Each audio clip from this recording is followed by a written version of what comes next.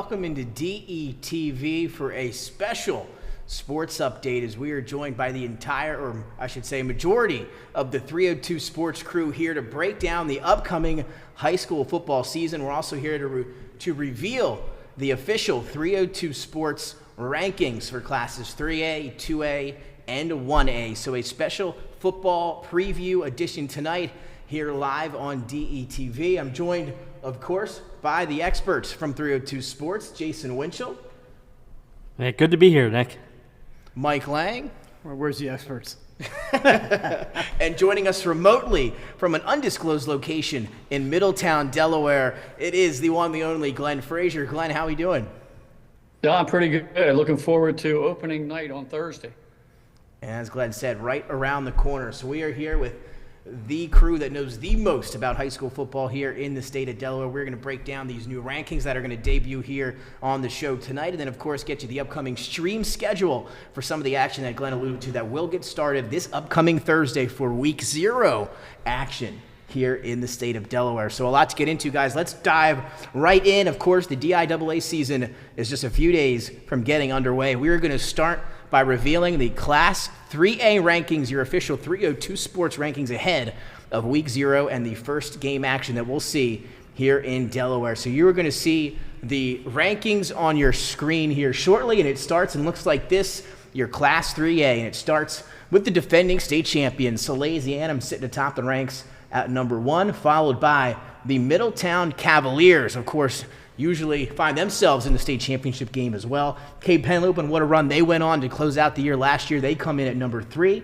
Sussex Central, very talented team, coming in at number 4 this year. Smyrna, a typical powerhouse, is, of course, very familiar with championships down there. They come in at number 5.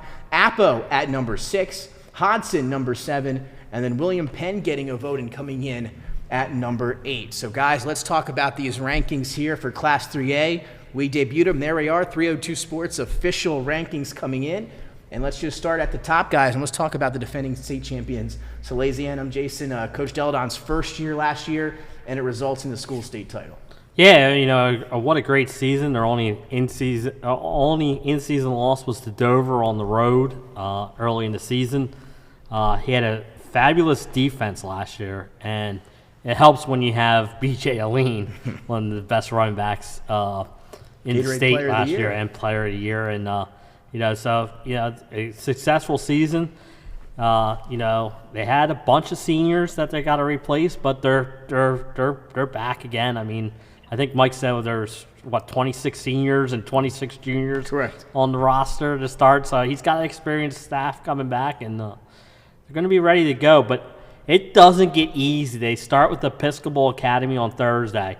Then they go to Smyrna the following week, which will be on Delaware Live, which I'm looking forward to from that state quarterfinal game last year, 43-42 or something like that. It was a one-point game at the end there. And then Malvern Prep comes in after that, and then Dover. So it's a tough first 4-game stretch for the Sal's. And then they have Middletown later in the year, a game you can also catch on Delaware Live Sports. So, I mean, I just think it's a tough schedule, but I think they have the talent to, make a push to repeat.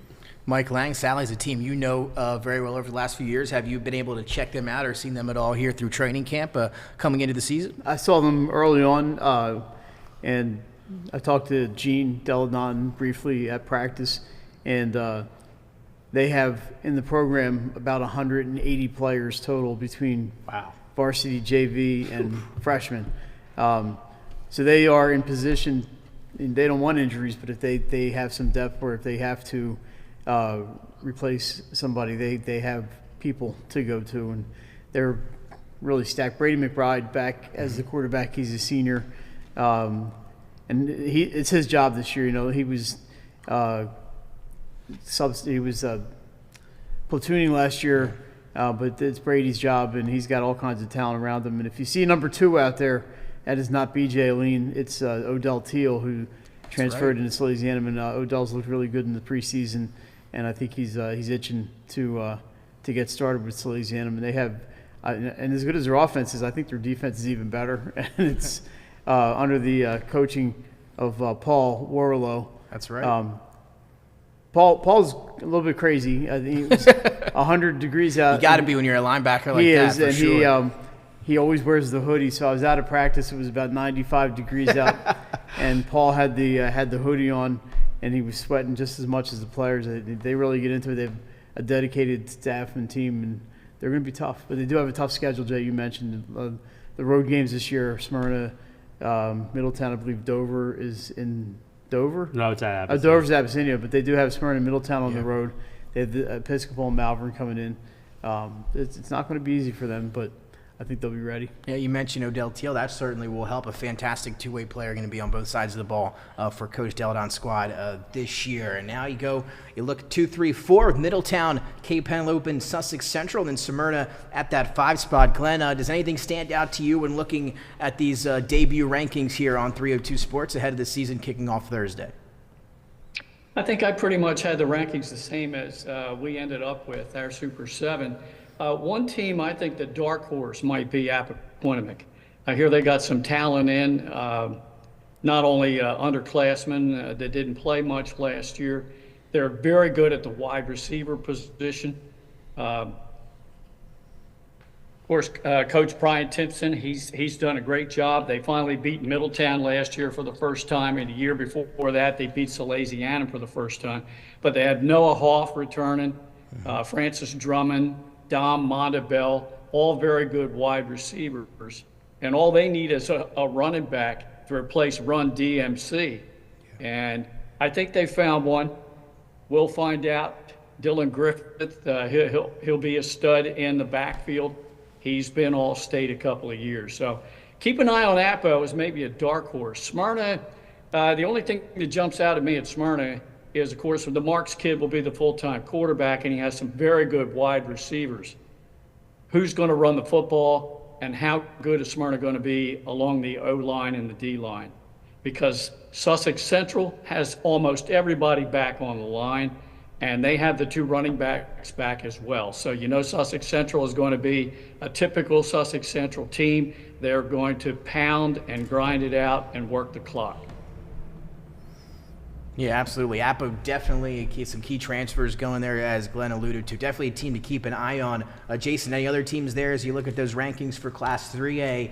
Smyrna at 5, Appo 6, Hodson 7, and of course we talked a little bit about William Penn and some other schools as well. Hodson had that surprise season last year, and they had record number of people come out this year. They were over 100. Oh wow! Over 100 kids come out.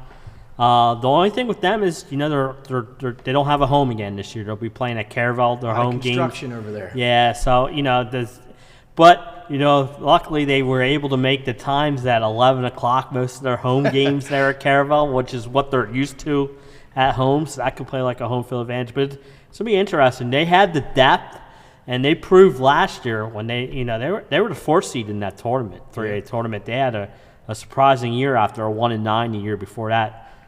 So Coach Collins has done a really great job over there at Hodson. Mike, anything else stand out to you about those teams or the rest of the Super 7 or the 8 teams ranked here for Class 3A? Yeah, I was the William Penn vote, so I just there you go, right? Show some love to the Colonials. I showed some love to the Colonials. I speaking of love, I love their quarterback JoJo Everett, who I think is a sophomore this year, and showed a lot last year. It started from day one as a freshman. We got a chance to stream the Caesar Rodney game. I saw them against St. Mark's. I may have seen another. I think I saw them against Cape. I saw him a couple of times, and he's he's just very good, and he's only a sophomore. There's some enthusiasm over there at William Penn. I don't know if the kids over there now are going to see it, but they have a new football or sports complex coming after the referendum passed this year. So I think things are looking up at William Penn in the Colonial School District, and I think they'll keep some of those players there that in the past may have gone somewhere else. And I think Delaware football is better when William Penn is a player. And last traditional public school above the canal to win a state championship, those William Penn Colonials. So why not them, right? Why not William Penn again? Squeak it in there at the bottom half of the rankings. Again, another team to look out for there. Glenn, any closing words on Class 3A? Just to chime in on what Mike was talking about, William Penn. We did their opening game last year with Caesar Rodney. A lot of team speed. Of course, I'm guessing that everybody is returned that was on the team last year. With the way the transfers are right now, it drives me nuts trying to figure out who's on what team. But they did show a lot of team speed. They had some breakaway touchdowns against Caesar Rodney. So, yeah, watch out for William Penn. They have some athletic talent. And of course, Jason, you talked a little about District 2, maybe a 3-team race there with Cape Henlopen, Sussex Central, in Smyrna. Vikings lost a bunch on their team, including James there offensively. Yeah, but they also have, Coach Frederick has done a nice job. They have a lot of kids coming back. But they had a great run last year in the postseason. They beat Smyrna, I believe, during the regular season. They had some success. I think they're going to be a team right there with Central and Smyrna, and those 3 teams are going to battle. Like Glenn said, Central's got a lot coming back and the 2 running backs, and they run that discipline offense that gets a lot of defenses frustrated by the end of that game. Again, your 2017 state champs, I believe, in the Sussex Central Golden Knights. Dover lost a lot there as well, guys. A coaching change. Chip Knapp no longer there at Dover. And do you guys think anything about, maybe Dover can make a run, or CR and St. George's? What do you think about those 3 teams, if I had to ask? Of those 3, I would say Dover would be in the best position. I just think they have the most returning talent. They did lose some of the graduation. They lost a significant player to a transfer. But I just think they're in a better position. I think CR is on the way up. I mean, it's just St. George's, I think, lost a few to the transfers as well, and it might be I think it might be more of a rebuilding year for St. George's, but never an easy place to play. So if you got to go down there, and I know St. Mark's is down there for their first game, so they want to be careful. That's one team we did not mention was St. Mark's, but it's going to be, I think, Dover. Those 3 you mentioned, I think Dover's got the best chance to make some noise because they're always tough. Yeah, and again, Coach Wilson, a great staff over there at St. George's, so of course, look for them as well. And Glenn, how would you answer that question or go about answering? Well, not only did Dover lose their head coach and Chip Knapp, who retired, they lost maybe their best offensive weapon in John Parker. He transferred up to Middletown. Super wide receiver, returning All-Stater, will help out the Cavaliers. Dover, one of the main things in their favor is they have possibly the best 2-way lineman in the state in Stevenson. Stevenson is all-state material again this year. It's going to be how quick can they get used to the new system with the new coaching staff. And they're going to be thrown right into the fire here Saturday night playing a good out-of-state team in Troy from Pennsylvania in the Pigskin Classic up at Abyssinia. Caesar Rodney, one other thing to mention, Sean Strickland, of course, is the head coach, but Dan Candeloro, who was a former Caesar Rodney head coach, is back on the sidelines there at Caesar Rodney. He'll be an assistant coach. And Rudy Simonetti, who is a former Dover High coach and was an assistant under Chip Knapp, is now helping out at Polytech, and that can only help the Panthers when we talk about them and the 1A class. Well, there you have it, a quick little rundown and preview of Class 3A. Salesiana, of course, you're defending state champs. Of course, looking to defend that state title for Class 3A this upcoming year. Well, guys, let's jump over to 2A and take a look at the official 302 Sports Class 2A rankings that will appear on your screen here in about a second. Here you go, and it all starts with the defending state champs, the Carabel Buccaneers. 2 years ago, guys, an undefeated regular season, a tough loss to Friends in the state championship game, but they followed that up last year with a championship run. They bring home the title. They're the defending state champs. Archmere coming in at number 2. Wilmington Friends grabbing the 3rd spot. The Woodbridge Blue Raiders back in the top 5 at number 4. And then a team I like a lot here this year, Red Lion, coming in at number 5. At 6, 7, 8, it starts with Delaware Military Academy getting that 6th spot. Howard losing some talent there, but they still come in here at number 7. And then Laurel with some votes coming in at the 8th spot. Of course, just a few years removed from moving up a class, a 2-time state champions or back-to-back state champions in Class 1A a few years ago for Coach Jones' group. Well, guys, initial impressions here for 2A and how this ranking looks, Jason. What stands out to you? Carabel back on top. Yeah, and I think that was the only one that they were unanimous number 1 throughout the board. They bring back a lot. They lost a lot, but they bring back a lot. Coach Reed's got a very, balanced team coming back. I like their schedule, and it's a tough schedule, but one that I think prepares them all season long. And I just think out of the gate, they're my favorites. But, all the other schools, Archmere lost a lot, especially in the backfield with Cole Fernese being gone and the quarterback. So we'll see how they do. Howard lost one of my favorite players, R.J. Matthews, to graduation. So how are they going to do? DMA lost a bunch. So I think it's Caravel right now it's theirs to lose, but I think everyone will be trying to knock them off. Mike, what stands out to you there? You see those initial rankings being released, a team that you cover pretty closely. The Archmere Hawks up there grabbing that 2 spot coming into the season. Just your initial reaction from 302 Sports, your Super Sevens. A lot of turnover at Archmere. They graduated quite a bit. They do have John Orsini coming in at quarterback. He did play a little bit last year, but it was he didn't play a whole lot at quarterback last year, but he'll be the guy this year. And he's going to be the workhorse is going to be Ryan Hagenberg in the backfield. I think he was pretty busy last year with Cole Fernese and a few others, but he's really going to be Hagenberg's going to be the number one guy. And one thing I did notice from Archmere is they have a big roster, about 35, 36 players on varsity, and they got some beef up front. So, a little bit bigger. Starts in the trenches. It does, and it's a little bit bigger than what we're used to seeing with Archmere. But Coach Belace does a great job up there. This is a team that they never have a subpar year. I mean, subpar for them, but not a subpar year. The worst they ever go is 5-5, and I think they're going to be a lot better than that this year. I think new faces, but I think they'll be okay.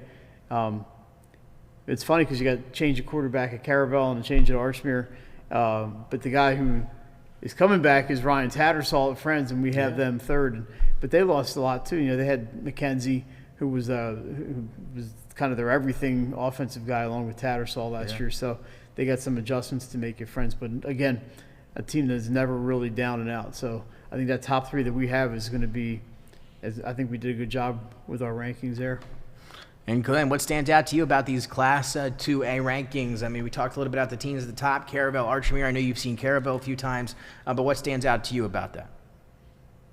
Well, no surprise that Caravel was a unanimous pick by all of us to win and repeat in Class 2A. John Reed has a lot of talent coming back, including one of my favorite players in the state, maybe the toughest kid in the state, and that's Brock Rhodes.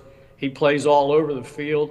He just gets after it on both sides of the football. And really, I know we haven't played a game yet, but everybody else is just going to be fighting to get a spot in the state championship game. I think Caravel deserves the number 1 ranking that we gave them. Yeah, another team I think, and somebody I highlighted there in the Class 2A Open a few moments ago, that's Red Lion, a team under Coach Ken Anderson. I think that's gotten better and better over the years. And it all starts with quarterback Evan Budinger, who again has himself gotten better, year after year. You always see the work he's putting in the offseason, going to camps, and I think they've been continuously getting better. Maybe this is the year that Red Lion breaks through and may be able to make a playoff run there over at Red Lion Christian. And we talked about Woodbridge, DMA, and Howard rounding out those first or other votes there in those rankings. Jason, what else stands out to you?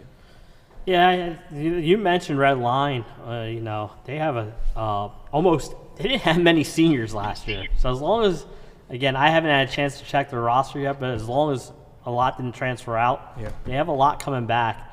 And that's key when you have a lot of people coming back, especially on the offensive side of the ball.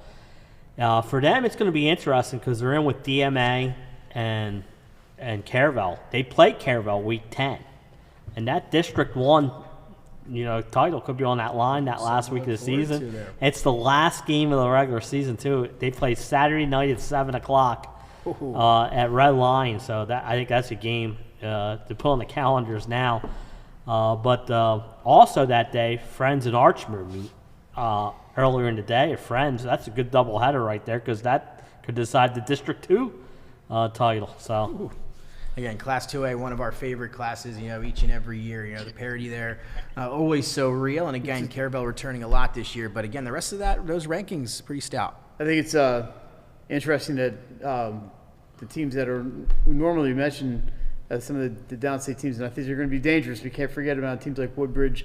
We'll see how Laurel does in year 2 in Class 2A. And Lake Forest, who's always a tough team. Does one of those teams here shortly? Yeah, one of those teams. Are they going to step up and represent the old Henlopen South and go knocking on the door with the top 3 that we have? They want to say, hey, don't forget about us, So, as usual, there's teams to pick from that.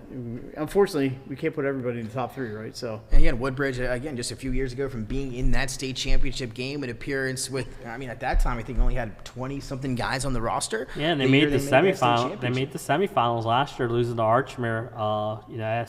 Their running back, I think, is gone now, who had a fantastic year last year. I think they're always tough. And Laurel, this is their second year up there now. But they have a tough schedule. Like, they open with Sussex Central.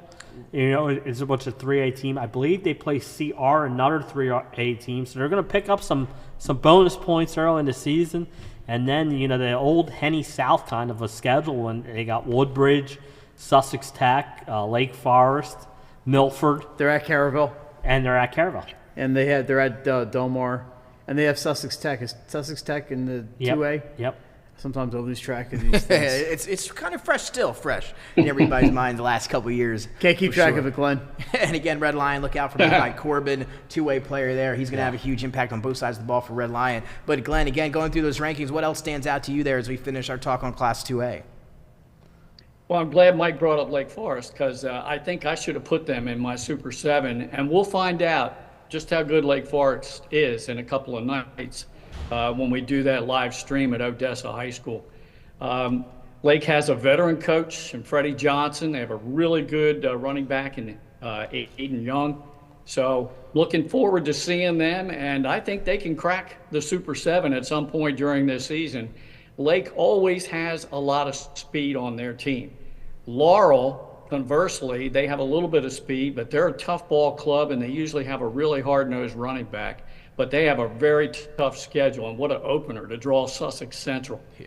So, it's really all former Henlopen Conference teams in that District 3, and if you added Indian River and Seaford, you'd had the Henlopen South in its entirety. All right, guys, before we move on, any other closing words here on Class 2A? Like we say, it's always a fun class, and then everyone's going to be chasing Caravel. There it is. Again, that team is so talented, and they're going to be ready to go, ready to defend that state championship. Again, the last 2 years almost unbeatable in the regular season, then only one loss to show for it there in a state championship. So as Jason mentioned, everybody looking up at Caravel, but who are they going to be looking up to in Class 1A this year? That's going to be the big question as we now debut the rankings here, your 302 Sports official Class 1A rankings ahead of Week 0. You'll see them on your screen.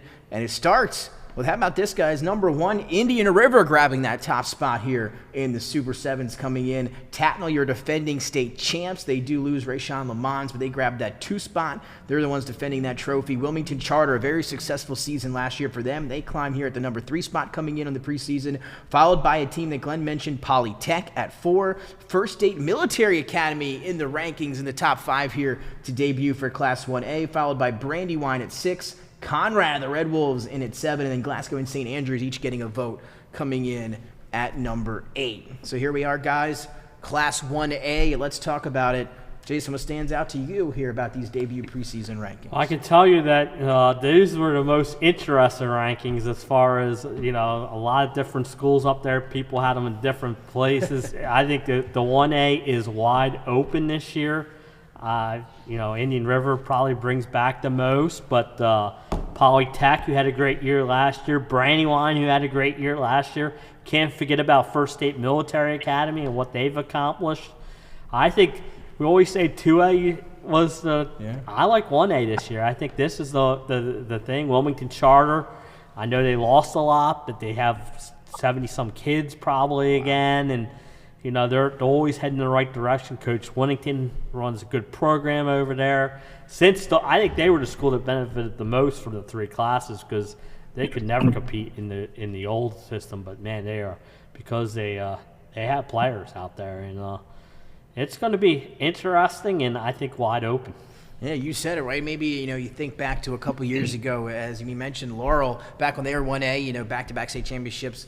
St. E's was there every year, it seemed like. And now, could be wide open for some of these teams, Mike. How do you see Class 1A? Well, I love when Indian River brings back Dylan Grice, the quarterback, big, solid player. Devon Handy is going to be back in the backfield. Jason, you mentioned First State. Mark Lawrence is their running back to keep an eye on, and he's a big dude. He did a lot of the damage himself last year, and maybe he'll have a little bit more meat in front of him to open some lanes up. But he did a pretty good job finding space by himself. I think with Brandywine, they lost quite a bit, but they were always competitive, and I think they just kind of fell off last year. The second half of the season, right after we had them on our show, was not very kind to them. That they can put together, 2 halves of football, they'll be right there. They'll be in the state tournament and making some noise up in Brandywine, and it's going to be fun. I think it's good. Tatnall lost a lot, Wilmington Charter lost a lot, so maybe it's time for Indian River to step up, or maybe when Polytech comes up. You never know. It's going to be fun. Glenn, what stands out to you about Class 1A here in 24-25? Or 24, I should say.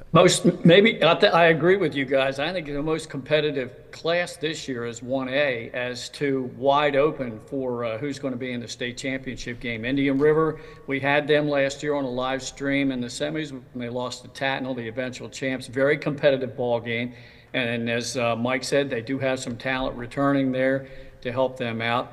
Keep an eye downstate on Polytech. Head coach David Eilers has 22 seniors on the team. A lot of talent back from last year, a team that made the playoffs for the first time in school history, won their first ever playoff game, and then lost 10-0 in the the semifinals to Wilmington Charter. So they're hungry. They want to get back there. I think David Eilers has a very good program, and it can't hurt that former head coach Rudy Simonetti is helping him out on the sidelines. They have their quarterback back in Isaac Balsarak, and also brother Simon in the defensive backfield. A little bit returning on the line, but Polytech could be a sleeper there. I know we do have them ranked 4th, but we'll keep an eye out on them. Yeah, we talked about it. Some new faces there in the rankings for Class 1A that maybe you haven't even seen the last couple of years here in the preseason. So great to see, again, kind of the evolution of some of these programs and to see them getting better and better. But in Class 1A, Jason, District 2 is going to be very competitive. Yeah, I think, we just mentioned 2 of them, Indian River, Polytech, and you got First State Military Academy right up there. Conrad's in District 2. But they'll be doing a lot of traveling, but that's another team to watch for. I believe Brandywine's also in District 2. This is their 2-year cycle for those 2 are the traveling teams, I believe. Yeah, so, they're loaded from top to bottom. I think and you can't forget about St. Andrews. They'll also receive the vote. Yeah. They're in District 2. So that District 2 from top to bottom, I think, is very competitive. I would watch out for it. That title could that district title could come down to the last week of the season. A lot of unknowns across all the classes here coming in to the 2024 season. Again, it's going to be a unique season. We're seeing, so many different faces at new schools. That college kind of transfer portal world has kind of made its way into high school sports as well. So it's been such a different landscape, but it creates a lot of unknowns. It's going to make for a very interesting upcoming high school football season as well. Another team that we referenced here, guys, was the Tatnall. Coming off that state championship, they do lose a lot, so we'll see how they're able to rebound and obviously some other stuff going on as well and try to defend that state championship. Yeah, you just never know with some of these schools who's going to be there till the doors open on the first day of school. So it's a crazy world now. It's a little football's a little bit different. Usually these players, if you're going to move, usually you've moved before school starts, but not always. And so we'll see what happens with Tatnall. It was good to see Tatnall for the win their first title last year. Yeah. I mean, they were dominating last year with the Le Mans in particular, but players like Booth and a couple other guys. Yeah. You had Micah Stamper, and they were just. It's just not easy to keep that kind of domination going. It's a little bit easier in a school like Middletown where you have that kind of numbers. Yeah. It's harder to do it at a school like Tatnall. We'll see what happens. It's we've done games there, Nick. That's right. And I'll tell you one thing. It's always a good time to watch a game out of Tatnall. It certainly is. We'll see if we can get back up there up And into the top. you and I where maybe not be doing that squeezing game through up that. at the top there. But Glenn, any closing words or anything stand out to you here? Lastly, on Class 1A coming into the year. Yeah, I forgot to mention Seaford. Seaford always has a lot of good team speed. They only had 4 home games last year. They flipped the script on that, so they will get 6 home games this year. It's always tough to make that ride for the teams farther north to go all the way down and play the Seaford Blue Jays. Always a very quick, fast ball club, and they made some noise a couple of years ago in the Class 1A playoffs. I think they took somebody, I can't even remember what team it was, took them right down to the wire and lost late in the game. So also keep an eye on Seaford in that Class 1A District 2, which looks like a very competitive district. Absolutely. Again, this year going to be a lot of fun across all 3 classes. And, of course, there's where your debut rankings for all 3, courtesy, of course, of 302 Sports. Guys, let's round out just an overall table discussion here in totality of these 3 classes. So what are you guys excited for the most, or what's a storyline or just something coming into the year, a certain class, maybe a future matchup? Just what excites you the most about coming into this season, Jason? What are you looking forward to?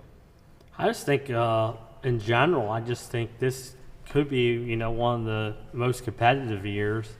Yeah. Even in 3A or 2A where we have, a couple dominant teams, their schedules aren't always easy, and I'm just looking forward to it all. I just think the depth of the state is probably at an all-time high. I love the 3-class system because it gives, hope to the other schools that didn't have hope before. It brings out that whole we mentioned about 14 teams in Class 1A that all have a realistic chance. So I like that. I like this season. I think it's going to be very competitive from open to finish. And I'll just say that I think we have a great stream schedule lined up this year. A lot of great games on the schedule. So I'm looking forward to it. Going to be a fun year, Mike. What are you looking forward to? Well, I noticed when we were trying to put our schedule together that there are a lot more Saturday games this year. I think that may have to do with the referee shortage as much as anything, but that means there's more football that we get to go That's to. right. So I'm looking forward to some Saturday nights. Normally we might be, I actually might be home, but I'd rather be in a stadium somewhere watching the game. I think it's going to be a lot of fun. And maybe I'll try to get to a few different places that I have not visited yet. So There's still some places you haven't visited. there's a couple, mostly downstate, but 1 or 2 up in Newcastle County that I still haven't seen. But we're gonna hit them all before we're done. So there's a couple of interesting storylines. I want to keep an eye on the whole ECHS storyline with them trying to play. They're playing Thursday, I believe, right at DMA. Yes. We didn't even mention DMA. How weird is that? We got to a show without mentioning Delaware Military they're in those Academy. rankings a little bit. You're right. Didn't expand on it. Things like that. I want to see how AI progresses now that they're back in a second year of football. It's the kind of stuff that interests me, and I like to keep an eye on that kind of stuff. Yeah. And I know not everybody likes it. I like Week 0. I think it's a great marketing tool if they used it right. And Glenn shaking his head on the Zoom call, if you can see him on your screen. A big thumbs down from Glenn there. It's but just not you're marketed. entitled to your opinion, it's Mike. just not marketed correctly. But I think there's so much potential there that maybe they get a tie-in with like Coke Zero or something. And then Mike's doing the marketing for it already. He's already got the ideas flowing. I like week 1 to week 11, and each There you go. team has a bye. Glenn, you put together a fantastic Scream schedule. You'll be doing some great games this year as well for the crew. Talk a little bit about what you're looking forward to, maybe a specific game on that schedule or just some storylines in general. Yeah, I hope we have a nice story coming out of the season like we had last year. Near the middle point of the year, typically when we were doing our weekly shows on Wednesday nights, we would feature the 3A teams or the 2A teams. Well, 1 week last year, we featured 1A, First State Military, and Early College High School because they were going to play each other that week. And we were going to stream that game. It would have been the first ever stream for either one of those two schools. And we had Coach Horstmeyer on from Early College. Him and his players were so excited, and so was First State Military. And then we never got to play that game because they ended up forfeiting a couple games at the end of the year. That was an unfortunate story, but hopefully we have something good coming out this year, and maybe it'll come out of 1A again. I'd like to be able to get out to some more 1A games because I think it's going to be very competitive. But looking forward to opening night in just a couple of nights. We'll be over at the home of the Ducks. We'll be on the pond for head coach Nick DeGotti, first-year head coach in his Odessa Ducks, taking on Freddie Johnson and the Lake Forest Spartans. There you go. We've got the graphic for you on your screen. Glenn said it. Kicking off his season, coming at you Thursday at 7:30 with Lake Forest and Odessa. You can check that out live on the 302 Sports YouTube channel. Glenn will be on the call for that one. A fantastic matchup to get the season started, and that's one of two matchups because Benny Mitchell will have his crew ready to go downstate. Benny Mitchell on the call for Thursday at 7 o'clock as we'll have the Sussex Central Golden Knights taking on the Laurel Bulldogs. Of course, the state champs from 1A a few years ago. Sussex Central back in 2017. Those state champs, they've been competitive every year. So Sussex Central and Laurel, of course, in Lake Forest and Odessa, kicking off action Thursday night in week 0. Of course, Glenn will be on the call as well as Benny Mitchell for 302 Sports. Jason and Mike, I'm sure you guys will be all over the place as well, or in attendance for one, if not a couple of those games. And guys, before we leave, there are some other matchups coming up this weekend that are pretty good as well. Yeah, I'm looking forward to it's a doubleheader Thursday at Alessandrini Stadium. You got Howard and Hodson at 3:30, and Sally's and Episcopal Academy follows. Two good games. Episcopal Academy always has a good program. They're going to be a tough week. I'm going to say one opponent for Salesiano. And also that Friday, Smyrna plays Downingtown there. And that's always good. Downingtown, is it just which Downingtown? No, I want to say it's Downingtown West. Oh, so I played Downingtown East back when I was with St. Mark's. It's Downingtown West. And then Saturday, Dover and Troy. Troy's another good. So, I mean, if you can get out there and watch some of those games, because I think they're going to be very competitive. That's right. Pat Devlin, I think, went to Downingtown East or West. I remember talking to him about that this past year over there at Delaware. But, guys, I think we've been through it. All three classes. You have your debut rankings. It's going to be a fun year coming up for all of our fall sports, but especially on the football field for classes 1A, 2A, and 3A. For Glenn Frazer, Jason Winchell, Mike Lang, and myself, guys, appreciate you joining me today. Of course, all the action gets started on Thursday night. You can catch it on 302 Sports YouTube channel. It's here, guys. Football here in the First State.